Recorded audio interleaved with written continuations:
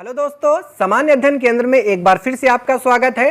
दोस्तों, मध्यकालीन भारतीय इतिहास के संदर्भ में आज हम लोग अपना अगला चैप्टर स्टार्ट करेंगे, जो कि है अध्याय 5 विजयनगर साम्राज्य। ठीक, विजयनगर साम्राज्य, ये चीज सभी चीज जो हम पढ़ रहे हैं इतिहास के बारे में, चाहे वो प्राचीन भारत का इतिहास हो, मध्य भारत का इतिहास हो या आधुनिक भारत का इतिहास है। आप सभी जानते हैं कि हम ये लूसेंट की किताब आपको पढ़ा रहे हैं, जो कि जीएस वाले में 40 नंबर के जीएस पोर्शन का जो 40 नंबर बीपीएससी टीआरई 4 में आने वाला है, ये उसको मद्देनजर रखते हुए पढ़ाया जा रहा है। ठीक है, और रही बात संपूर्ण इतिहास की, तो क्लास 6 से लेकर हम आपको क्लास 6 से लेकर क्लास 12 तक पूरी डिटेल इतिहास हो गई, भूगोल हो गई, पॉलिटी हो गई, हाँ, ये सभी आपको हम कराने वाले हैं। तो चैनल को अभी तक अगर आपने सब्सक्राइब नहीं किया है तो चैनल को सब्सक्राइब कर लीजिए, बेल आइकन को प्रेस कर लीजिए और अपने दोस्तों तक शेयर कर दीजिए। ठीक है, तो आज की वीडियो में हम बात करने वाले हैं विजयनगर साम्राज्य। विजयनगर साम्राज्य क्या है, इसकी उत्पत्ति कहां से होती है, साथ ही साथ ये कितने राजवंशों में बटा हुआ है और किस तरीके से इसका आखिरी में जाकर पतन हो जाता है, इन सभी के बारे में हम बात करेंगे। तो चलिए शुरू करते हैं। सबसे पहले हमारा है विजयनगर साम्राज्य। इसका जो टाइम पीरियड है वो है 1336 ईस्वी से लेकर 1650 ईस्वी तक का समय। ठीक, अब आप थोड़ा एक बात ध्यान से देखिए कि जब 1325 से लेकर 1325 से लेकर 1351 तक का जो मोहम्मद बिन तुगलक का शासनकाल चल रहा है, कौन सा शासनकाल? दिल्ली सल्तनत के अंतर्गत तुगलक वंश के अंतर्गत एमबीटी यानी कि मोहम्मद बिन तुगलक का शासनकाल चल रहा है। उसी के दरमियान क्या होगा, उसी के दरमियान दो व्यक्ति यानी कि जो दो भाई हैं, हरिहर और भुक्का, यहां पर देखिए हरिहर और भुक्का नामक दो व्यक्तियों ने क्या कर दी, विजयनगर साम्राज्य की स्थापना कर दी। ठीक है, इतनी बात समझ में आई। कब कर दी? 1336 में मुगल सल्तनत के दौरान मोहम्मद बिन तुगलक के कार्यकाल में दिल्ली सल्तनत से वो छूटकर, जेल से छूटकर आते हैं और दक्षिण भारत में विजयनगर साम्राज्य की क्या कर देते हैं, स्थापना कर देते हैं। आई होप कि आपको इतना चीज समझ में आ गया होगा। ये तो थी कुल स्थापना। और ये जो राजवंश है, थोड़ा सा ध्यान से देखेंगे, ये 4 राजवंशों में बटा हुआ है जो विजयनगर साम्राज्य है। नंबर 1 पर आ जाता है आपका संगम वंश, नंबर 2 पर आ जाएगा आपका सालू वंश, फिर आपका आ जाएगा तुलु वंश, फिर आपका आ जाएगा अरविडू वंश। तो कुल मिला के 4 राजवंश हमको यहां पर पढ़ने हैं, जो कि हमारे एग्जाम पॉइंट ऑफ व्यू से बहुत महत्वपूर्ण होने वाला है और जीएस वाले पोर्शन में पूछा भी जाएगा। चलिए अब थोड़ा सा हम यहां पे आपको एक चीज दिखा दें। ये देखिए, ये आप देख रहे हैं, ये वाला जो इलाका है, ये वाला रेड वाला देखिए विजयनगर साम्राज्य। थोड़ा सा हम आपको जूम करके दिखाएंगे। ये जो रेड वाला इलाका आप देख रहे हैं, यही है हमारा विजयनगर साम्राज्य, जो कि 1336 ईस्वी में हरिहर और बुक्का नामक 2 भाइयों के द्वारा क्या करेगा, स्वतंत्र स्थापित किया जाएगा। ठीक, इतना आप आशा करते हैं, इतना आप समझ गए होंगे। आगे बढ़ते हैं, अपने बढ़ेंगे संगम राजवंश की तरफ। किसके तरफ? जो पहला हमारा राजवंश है संगम राजवंश, इसमें कितने शासकों ने राज किया, कुछ महत्वपूर्ण शासकों के बारे में हम जानेंगे। हरिहर प्रथम, ठीक, हमने आपको बताया था हरिहर और भुक्का नामक 2 भाइयों ने इसकी स्थापना की, लेकिन जो राजा बनेगा वो सबसे पहले हरिहर प्रथम बनेगा, फिर उसके बाद बुक्का प्रथम बनेगा। ठीक, फिर उसके बाद हरिहर द्वितीय बनेगा, फिर उसके बाद देवराय प्रथम, देवराय द्वितीय और प्रौढ़ राय। इन 6 राजाओं के बारे में हमको जानकारी हासिल करनी है। चलिए परिचय में थोड़ा सा देख लेंगे हम लोग, क्या परिचय इसमें दिया गया है। विजयनगर साम्राज्य की स्थापना 1336 ईस्वी में हरिहर एवं बुक्का नामक 2 भाइयों ने की। हमने आपको शुरू में ही बता दिया, वही चीज लिखी हुई है। ठीक, हरिहर एवं बुक्का ने विजयनगर साम्राज्य की स्थापना विद्यारण संत के आशीर्वाद से की थी। ठीक, विद्यारण एक प्रकार के संत थे, ठीक, हिंदू काव्य संत थे। इनके आशीर्वाद से इन्होंने क्या की, मोहम्मद बिन तुगलक से चंगुल से छुटकारा पाकर ये दक्षिण भारत भाग कर आए और विद्यारण संत के आशीर्वाद से इन्होंने विजयनगर साम्राज्य की स्थापना 1336 में कर दी, दक्षिण भारत वाले इलाके में। हरिहर एवं बुक्का ने अपने पिता संगम के नाम पर इस राजवंश की स्थापना क्या कर दी, संगम वंश कर दिया। अगर आपसे पूछ लिया जाए कि इसका संगम वंश क्यों नाम पड़ा, क्योंकि हरिहर और बुक्का के जो पिता थे वो संगम थे, उनका नाम ही संगम था। चलिए आगे बढ़ते हैं। विजयनगर साम्राज्य की राजधानी हम्पी थी। हम्पी का रथ आपने सुना होगा, विजयनगर साम्राज्य से संबंधित है। आई थिंक 200 रुपए के जो नया वाला नोट है उसमें, या 50 रुपए के नोट पे आपको हम्पी का रथ देखने को मिल जाएगा। ये विजयनगर साम्राज्य के अवशेष ही हैं। ठीक है, विजयनगर साम्राज्य के अवशेष आपको नोटों पर देखने को मिल जाएंगे, आप वहां से देख कर सकते हैं। विजयनगर साम्राज्य के खंडहर तुंगभद्रा नदी पर स्थित हैं। अभी भी आप जाएंगे तुंगभद्रा नदी के किनारे विजयनगर साम्राज्य के खंड स्थित हैं। इसकी जो राजभाषा थी वो तेलुगु थी। ठीक, इसकी राजभाषा तेलुगु थी। अब इसके प्रमुख तत्वों के बारे में बात करेंगे, ठीक, संगम वंश से संबंधित प्रमुख तत्व क्या क्या है। बुक्का प्रथम ने वेद मार्ग प्रतिष्ठापक यानी कि प्रतिष्ठाकारक की उपाधि धारण की, यह चीज आपको समझना है। बुक्का प्रथम ने वेद मार्ग प्रतिष्ठाकारक की उपाधि धारण की।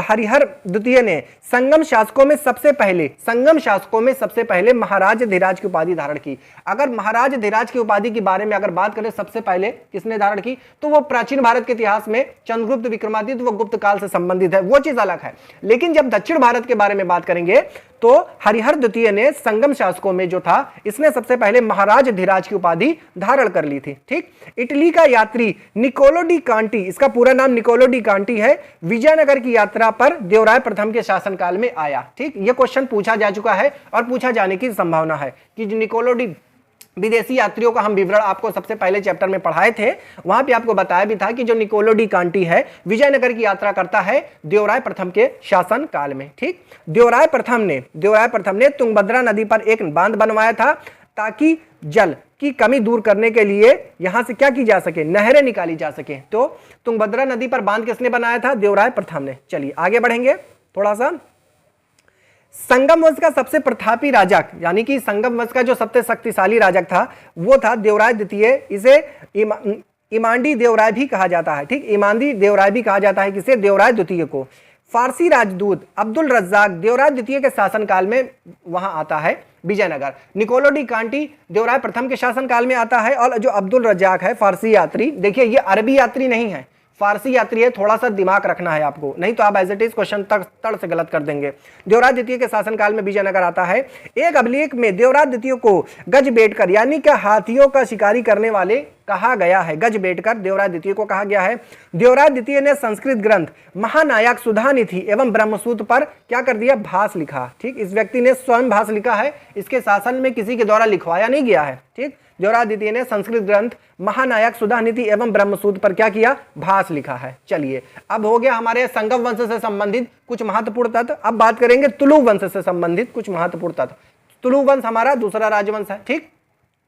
इसका संस्थापक जो है वीर नरसिंह है, ठीक। इसका संस्थापक वीर नरसिंह है। महान शासक इसका कौन है, कृष्णदेव राय, सबसे महान शासक। संपूर्ण ब्राह्मण विजयनगर साम्राज्य के चारों राजवंश के सभी राजाओं को अगर मिलाकर देखा जाए तो सबसे शक्तिशाली राजक जो है वो कृष्णदेव राय है। इसका जिक्र बाबर ने अपनी आत्मकथा बाबरनामा में भी लिखा है, क्योंकि जब भारत पर आक्रमण करता है बाबर 1526 में पानीपत के प्रथम युद्ध में, तो उसने वहां के संपूर्ण का अवलोकन करके बताया कि इस समय जिस समय मैंने भारत पर आक्रमण किया, जिस समय भारत पर अपनी कब्जा जमाया, वहां पर सबसे महत्वपूर्ण शासक दक्षिण भारत में विजयनगर साम्राज्य के अंतर्गत कृष्णदेव राय था। उसने साफ साफ स्पष्ट रूप से बताया है। इसलिए कृष्णदेव राय को इस उपलब्धि, इस उत्कृष्टता के आधार पर कृष्णदेव राय को सबसे महत्वपूर्ण शासक माना जाता है, ठीक। बाबर ने अपनी आत्मकथा बाबरनामा में कृष्णदेव राय को भारत का सबसे सर्वदा शक्तिशाली शासक बताया है। देखिए यहाँ पे एज इट इज पॉइंट भी लिखा हुआ है जो भी हमने आपको समझाया है। कृष्णदेव राय के शासनकाल में पुर्तगाली यात्री डोमिगोस पायस विजयनगर आता है, ठीक। डोमिगो पायस विजयनगर आता है। अब पुर्तगाली यात्री आपको अगर आप पढ़ना है तो हमने आधुनिक भारत के इतिहास में सबसे पहला चैप्टर आपको बताया था कि पुर्तगालियों का आगमन, वहां पर इन सभी के बारे में विस्तृत चर्चा की है। अगर आपने वीडियो नहीं देखी है तो चैनल पर बीपीएससी टीआरई 4.0 हिस्ट्री के नाम से प्लेलिस्ट बनी है, वहां से आप एक एक वीडियो को देखकर अच्छे से अपने कॉन्सेप्ट को क्लियर कर सकते हैं। चलिए, कृष्णदेव राय के दरबार में तेलुगु साहित्य के 8 सर्वश्रेष्ठ कवि रहते थे जिन्हें अष्टदिग्गज कहा जाता था, ठीक है। देखिए कृष्णदेव राय के दरबार में जो रहते थे उन्हें अष्टदिग्गज कहा जाता था, लेकिन मराठा साम्राज्य के जो दरबार में 8 कवि रहते थे उन्हें अष्टदिग्गज ना कहकर अष्टप्रधान कहा जाता था। यहीं पर आपको थोड़ा सा घुमाया जाएगा और यहीं पर आप क्या कर देंगे, क्वेश्चन को गलत कर देंगे। चलिए आगे बढ़ते हैं। उसके शासनकाल में तेलुगु साहित्य का क्लासिकल युग कहा गया। कृष्णदेव राय के शासन का जो काल है उसे तेलुगु साहित्य का क्लासिकल युग कहा गया, युद्ध नहीं। चलिए आगे बढ़ते हैं, आगे बढ़ेंगे। कृष्णदेव राय ने तेलुगु में अमुक्तमाल्यद एवं संस्कृत में जामवंती कल्याणम की रचना की थी। ऐसे क्वेश्चन आपसे पूछा गया है कि अमुक्तमाल्यद की रचना किसने की, कृष्णदेव राय ने की। जामवंती कल्याणम की रचना किसने की, इसको भी कृष्णदेव राय ने की। देखिए कृष्णदेव राय की स्टैच्यू बनी हुई है, आप इसको देखकर अच्छे से समझ सकते हैं। चलिए पांडुरंग महात्म्य की रचना तेनालीरामन रामकृष्ण ने की थी। तेनालीरामन कौन था? ये देखिए, कृष्णदेवराय का जो है राज दरबार में रहने वाला एक प्रकार का कवि था, पंडित संप्रदाय से था, इसी को तेनालीरामन रामकृष्ण कहा गया है। नागपुलम, नागलपुर नामक नए नगर हजारा एवं विठल स्वामी का मंदिर एवं विरूपाक्ष मंदिर का निर्माण किसने कराया? कृष्णदेवराय ने कराया। यहां पर आपको ये याद रहे या ना रहे, लेकिन विठल देव स्वामी का मंदिर एवं विरूपाक्ष मंदिर का निर्माण कृष्णदेवराय ने करवाया था, इसको याद रखना है आपको। कृष्णदेवराय की मृत्यु 1529 में हो जाती है। ठीक, 1529 में कृष्णदेवराय की मृत्यु हो जाती है। कृष्णदेवराय ने आंध्र भोज, अभिनव भोज एवं आंध्र पितामह की क्या करी थी? उपाधि धारण की थी। ठीक, ये प्रमुख उपाधि आपको याद रखना है। क्यों याद रखना है? क्योंकि ये उपाधि कृष्णदेवराय से संबंधित है। ठीक, कृष्णदेवराय प्रथम से संबंधित है, और जो कृष्णदेवराय प्रथम जो था ये सबसे महत्वपूर्ण शासक है। ठीक, इसलिए इसकी उपाधियां आपको धारण नहीं करनी है, आपको याद रखनी है। चलिए आगे बढ़ते हैं। अंतिम शासक जो है हमारा, इसका जो है सदाशिव है। ठीक, सदाशिव थे इसके अंतिम शासक। चलिए अब बन्नी हट्टी, राक्षस तंगड़ी या तालीकोटा का युद्ध क्या है, इसको समझेंगे। देखिए 23 जनवरी 1565 में ये युद्ध हुआ। ठीक, विजयनगर साम्राज्य एक तरफ था दक्षिण का संघ, जिसमें बीजापुर, अहमदनगर, बीदर एवं कोलकुंडा, ये सब क्या है, हो सकता है आपको समझ में ना रहा हो, क्योंकि अभी जब हम आपको दक्षिण बहमनी साम्राज्य पढ़ाएंगे तो ये आपको जो बहमनी साम्राज्य है ये 5 भागों में टूट गया था। ठीक, जब 5 भागों में टूट गया था, इसमें 4 संघ थे, दक्षिण भारत के 4 संघ थे, बीजापुर, अहमदनगर, बीदर और गोलकुंडा। इसमें एक शक्ति थी, इसको एक नाम और हम लिख देते हैं, बरार। ठीक, बरार इस बन्नी घट्टी के युद्ध में शामिल नहीं हुआ था। ठीक, यहाँ पे राम राय था। ठीक, और यहाँ अली आदिल शाह था। ठीक, यहाँ पर अली आदिल शाह के नेतृत्व में ये 4 राज्यों की सेना थी, और राम राय के नेतृत्व में विजयनगर साम्राज्य की सेना थी। हुआ ये कि इसमें जो विजयनगर साम्राज्य था ये क्या हो गया? पराजित हो गया, और दक्षिण भारत का संघ जो बहमनी साम्राज्य के जो 4 राज्य मिले थे ये विजय हो गया। कहा जाता है कि राम राय की चतुरता के कारण ही ये युद्ध, ये बहुत चालाकी दिखा रहा था, इस कारण इस युद्ध की हार हो जाती है विजयनगर साम्राज्य की, इस व्यक्ति के कारण। अली आदिल शाह के नेतृत्व में यह युद्ध क्या हुआ? ये लोग जीत गए। चलिए आगे बढ़ेंगे। अराविडु वंश, ठीक, संस्थापक तिरुमल था। अराविडु वंश का संस्थापक तिरुमल था। अंतिम शासक रंग तृतीय। ठीक, तृतीय रंग नहीं, रंग तृतीय। विजयनगर साम्राज्य का अंतिम शासक भी इसको कहा जाता है। अराविडु शासक वेंकट द्वितीय के शासन काल में ही वडियार में ने 1612 ईस्वी में मैसूर राज्य की स्थापना की थी। चलिए आगे बढ़ते हैं, थोड़ा सा समझिएगा। अराविडु शासक वेंकट द्वितीय के शासन काल में ही वडियार ने 1612 में क्या की थी? मैसूर राज्य की स्थापना कर दी थी। इतनी चीज आपको समझ में आ गई। चलिए अब इसकी थोड़ा सा हम प्रशासन के बारे में बात करेंगे। देखिए ये दक्षिण भारत के राज्य है, बहुत ज्यादा इंपॉर्टेंट नहीं है, लेकिन कहीं ना कहीं इसका कनेक्शन मुगल साम्राज्य से हो जाता है, तो इसलिए, और कृष्णदेवराय प्रथम की वजह से ये महत्वपूर्ण हो जाता है, इसलिए पढ़ना इसको आवश्यक है। चलिए प्रशासन के बारे में बात करेंगे। सेंट्रल में है केंद्र सरकार, उसके बाद मंडल यानी कि प्रांत जिसको हम प्रोविंस कहते हैं, जिला इसको कोट्टम वलनाडु कहते हैं, उसके बाद तहसील मेला ग्राम या ग्राम इसको और कहते हैं। जो इसकी प्रशासन की इकाई थी बच्चों, जो इसकी प्रशासन की इकाई थी 5 भागों में बटी थी। सबसे पहले केंद्र है, फिर प्रांत है जैसे राज्य है, उसके बाद जिला होता है जिसको कोट्टम वलनाडु कहते हैं, तहसील इसको मेला ग्राम कहते हैं, एवं ग्राम को क्या कहा जाता है? उर कहा जाता है। ठीक, ये क्वेश्चन आपका पूछा भी जा चुका है कि ग्राम को तमिलनाडु विजयनगर साम्राज्य में ग्राम जैसी इकाई को क्या कहा जाता है? उर कहा जाता है। सबसे छोटी इकाई को क्या जाएगा? उर कहेंगे, और उर को ही क्या कहते हैं? ग्राम कहते हैं। चलिए थोड़ा विजयनगर साम्राज्य से संबंधित कुछ और महत्वपूर्ण तथ्य हैं, इसके बारे में देखते हैं। विजयनगर कालीन सेना नायकों को क्या कहा जाता था? नायक कहा जाता था। ये वस्तुतः भू सामंत थे, जिन्हें राजा वेतन के बदले अथवा उसकी अधीनस्थ सेना के रखरखाव के लिए विशेष भूखंड दे देता था, जो अमरम कहलाता था। देखिए यही चीज आपको दिल्ली सल्तनत के शासनकाल में भी देखने को मिलेगी कि इक्ता प्रदान कर दी जाती है, और इक्ता से ही ये लोग क्या करते हैं? राजस्व वसूलते हैं और अपने खर्चे को काटते हैं। ठीक, अपने खर्चे को काट कर क्या करते हैं? बची कुछ जो राजस्व है वो केंद्र में जमा करा देते हैं। यही सिस्टम हमारा यहाँ भी दक्षिण भारत के विजयनगर साम्राज्य में भी देखने को मिलेगा। विजयनगर साम्राज्य की आय का जो सबसे बड़ा स्रोत था, भू राजस्व लगान की दर जो 1/6 थी। ये खाली विजयनगर के ही नहीं था, लगभग जितने भी राज्य आपको दक्षिण भारत में या उत्तर भारत में, सभी दिल्ली सल्तनत हो या मुगल सल्तनत हो, सभी के जो आय का मुख्य स्रोत था वो भू राजस्व ही था। ठीक, उस समय किसी तरह की ज्यादा फैक्ट्रियां नहीं चलती थी, लोग खेती करते थे, राजस्व जमा करते थे, यही राज्य की आमदनी का क्या था? स्रोत था, और इसी के जरिए बाहर से हथियार मंगाए जाते थे और लड़ाइयां होती थी। उबाली क्या है? ग्राम्य विशेष सेवकों के बदले दी जाने वाली लगान मुक्त भूमि की भूधारण पद्धति थी। रक्त कोकड़े, ठीक, रक्त कोकड़े मौर्य युद्ध में शौर्य का प्रदर्शन करने वाले मृत लोगों के परिवार को दी गई भूमि को क्या कहा जाता था? रक्त कोंगड़े, ठीक।